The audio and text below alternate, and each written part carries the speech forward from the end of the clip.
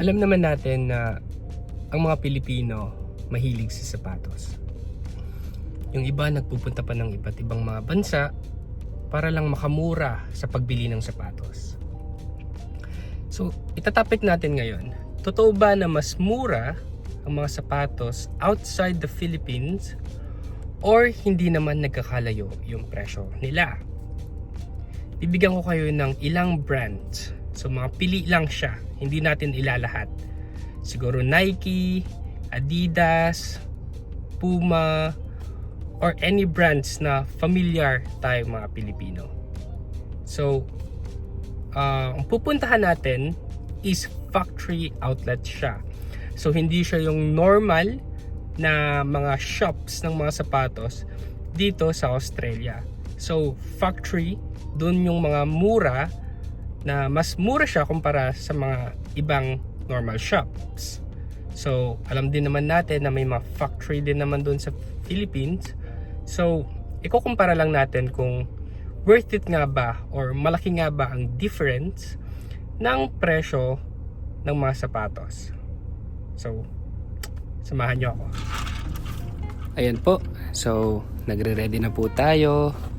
Make sure naka-seatbelt, nakapag sign of the cross, and yung pupuntahan po natin ay 30 minutes away po from North Lakes, kung saan po ako nakatira. So ayun, drive lang, dapat safe, chill drive. Yun, maya pupunta na tayo sa expressway, pero walang toll papunta ron. So yun naman ang kagandahan. 30 minutes, mga 15 kilometers away lang siya pag walang traffic. So ayun, chill drive. Make sure na ayun, okay yung camera para nakafocus kay lolo mo. And yeah, chill drive lang. Ang sinasakyan ko nga pala ay Ford Focus Sport 1.5 liter turbo. Medyo fuel efficient siya. And okay naman ang takbo. Yan, manual.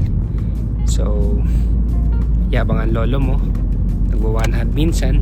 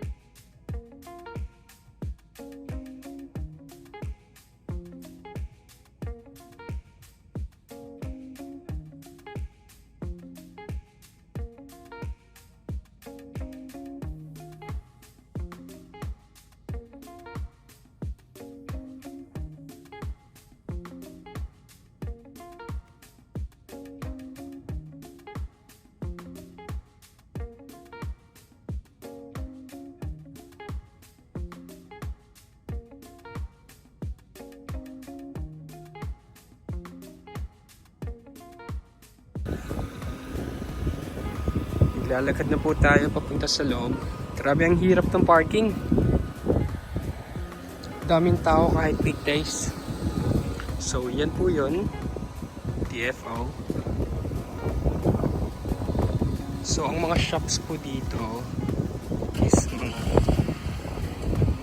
mga shop po dito ay mga factory outlet po.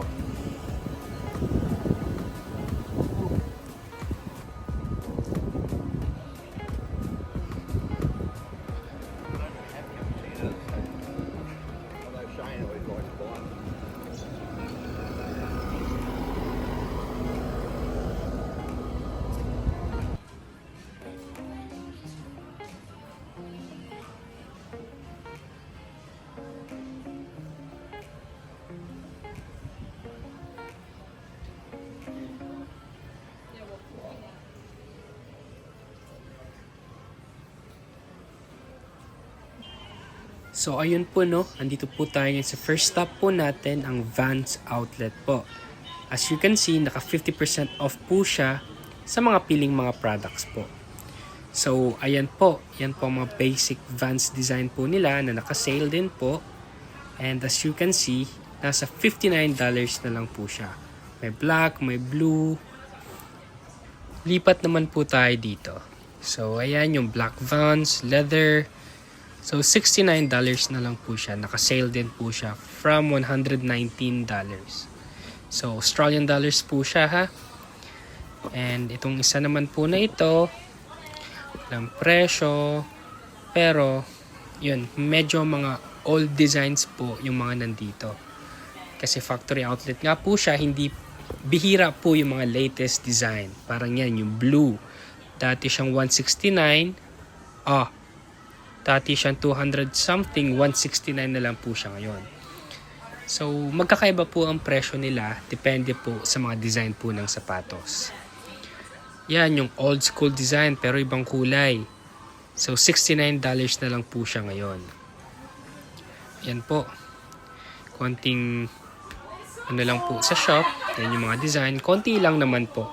Hindi siya katulad ng mga iba na talagang, puro bago o kaya latest po yung mga design. Yun lang po yung downside pag pumupunta po kayo sa factory outlet po. Medyo hindi po kayo makakapili o makakapili naman po kayo pero limited lang po yung mga design nila. Ito naman po yung mga ibang design po nila. So ayan po yung all white. Yan po mga guys, hindi po yan naka-sale.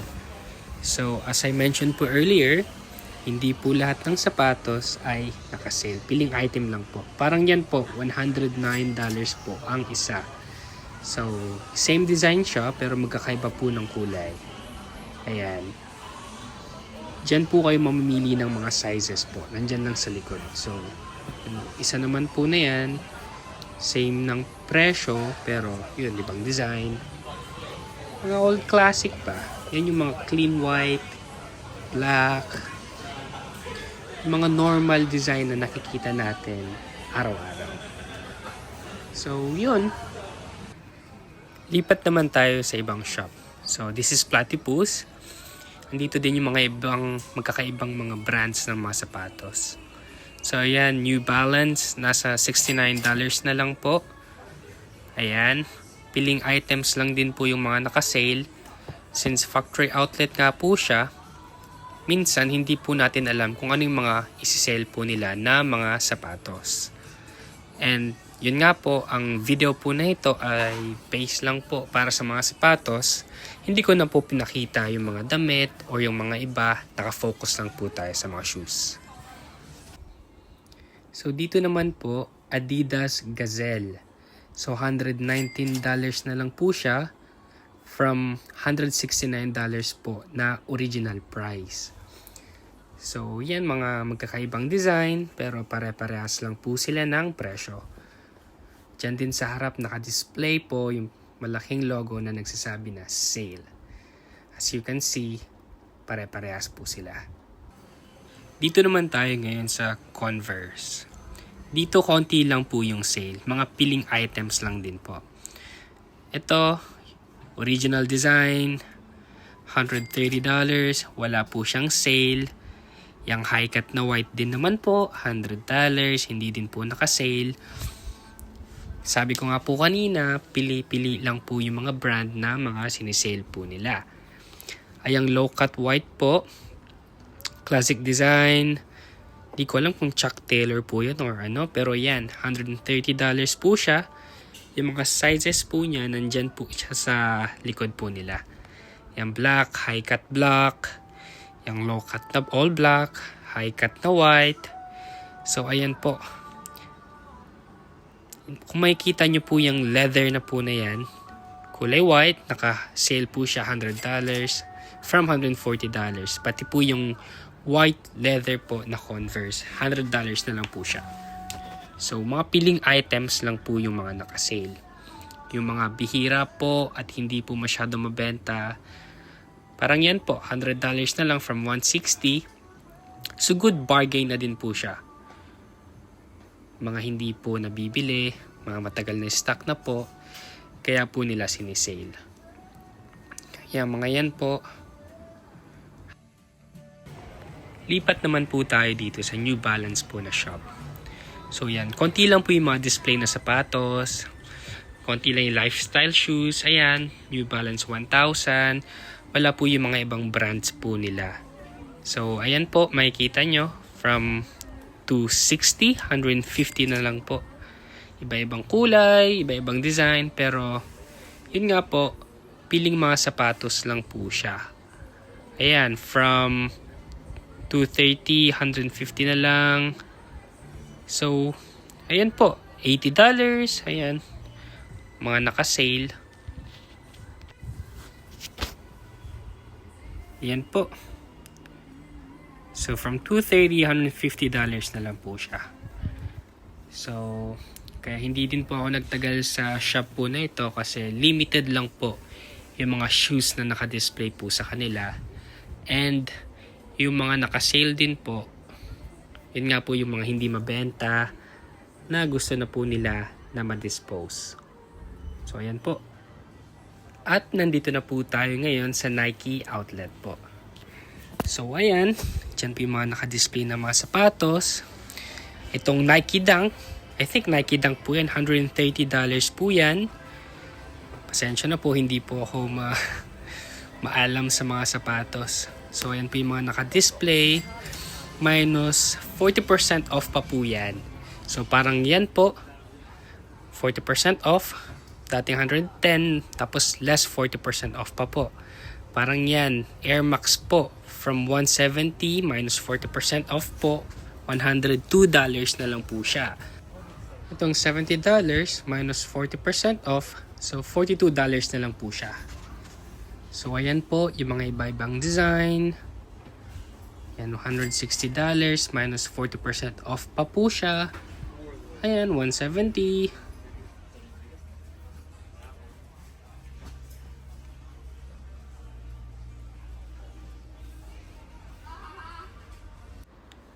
Dito naman po sa area na ito, sa pinakadulo, lahat po yung mga yan na naka-display is 50% off po. Kaso, ang challenge naman po sa mga ito is wala na pong stock na size. So, kung ano po yung naka-display, yun na po yung size na available. So, parang yan po, $70. So, minus 50% off pa po yan, $35 na lang po ang presyo niya. Yun nga lang po, kung hindi nyo size, wala na po kayong ibang makukuha. Maghahanap naman po kayo ng panibagong design. So kung size nyo naman po siya, ayun, chamba, $35. Okay na rin po siya. Sa sapatos, $35 times nyo na lang po sa 37. So yun po yung presyo niya. Yun, as I mentioned naman po, ang disadvantage naman po nito, yung mga sizes, kung ano po yung naka-display, yun na lang po. So parang yan, ganda. Hindi ko alam kung anong sapatos yan, pero yan, $170 minus 50% off. So yun, medyo malaking bawas na rin. Ayan, mga black. Ito talaga gusto ko yung Nike na Nike Dunk. Kasi hindi ko size. Meron naman din po yan. I think Nike Zoom. Hindi siya Nike Zoom. So, magkano yan? $70 na lang din po. So, minus 50% off. Yun po ang magiging presyo niya. Like, $35. Yeah. Easy math. $35. So, one pair of shoes, $35. Kung pang basketball naman din ang hanap mo, meron din dito, Jordan Luka number 4. So, $130. Pero hindi ko alam kung naka-sale siya. So, ayun. Konti lang yung design ng pang basketball dito. Dito naman po tayo ngayon sa outlet po ng Adidas. Yan, medyo naka 30% off din po siya, pero mga piling items lang din po. And, yun nga po, as you can see, yung mga sapatos po ng mga nandito is mga old designs po. So, naka 30% off po yung mga yan. Mga gazelle. Ayan, hindi kasi ako maano sa mga sapatos Pero yan, mga naka 30% off po yung mga yan. Iba-ibang design, iba-ibang kulay, pero same 30% off po. Mga 90 to 80. And ayan po. So, yan po, $90. Minus 30% off pa po. Ito, $89. Minus 30% off. Ayan po. Yan, mga simple design lang. Medyo outdated. Pero, okay naman din siya. Yan, $129. Yan, minus 30% off. So, yan. Medyo outdated siya. Pero, kung gusto niyo lang naman ng magandang sapatos na kahit hindi latest, pwede na din siya. Diba? Sa tingin nyo, mura din ba? Ayan. Pink. Tingin nyo, mura ba ang mga sapatos dito? Worth it ba? Malayo ba ang difference? Or parehas lang sa Pilipinas? So comment mo sa comment section kung ano sa tingin mo. And thank you po. Dito ko na po tatapusin ng video and salamat sa pagsama sa akin. Bye!